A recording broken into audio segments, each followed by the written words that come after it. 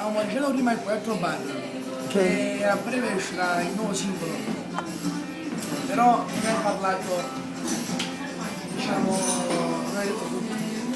Tipo, Che non mi hai fatto cominciare gli autori, stai belli, ah? gli arrangiatori.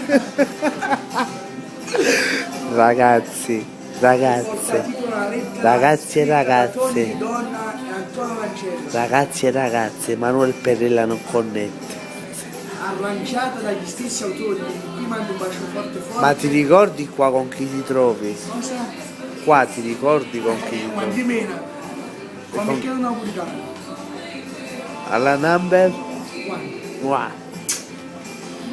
Ciao Michele. Pure il barista, vedi?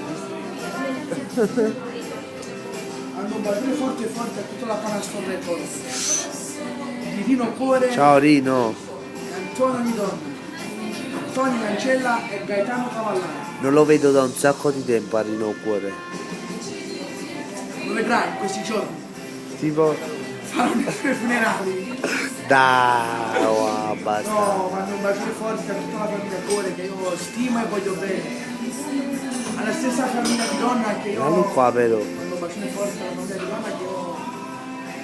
Amo il mio autore, Tony di Donna, lo voglio bene. Ragazzi, è il tè che fa fare questo effetto. È il tè. Michele, volevo mandare un bacione forte alla mia fidanzata perché la amo da morire. E come si chiama? Fatti i fatti tuoi. F? F. Fiorentina. Fiorenza. Fiorenza, basta. Fiorenza ha fatto tutto lui. No, non è vero, lui mi diceva che prima di annunciare il nome della mia ragazza, io annunciavo. Fiorenza Fiorenza, basta. è Fiorenza, Fiorenza, appunto. solo Fiorenza. Sì. Ma io la conosco. Ah sì? Sì. Fa piacere. No, dico io la conosco. Spero di sì. Credi? Ma Michele, tu non dici niente di nuovo. no, amo, io sto appeso ad un filo. Cosa? Sto appeso ad un filo. Stai pensando un filo. Ah, stai quasi per morire comunque. Allossato io. Ah sì. Comunque fa troppo caldo stasera, eh. No, io sto bene. Io Solo sotto. che sento la mancanza della mia fidanzata. Io so tutto. Ah sì? Forse me l'hanno messo. Cosa?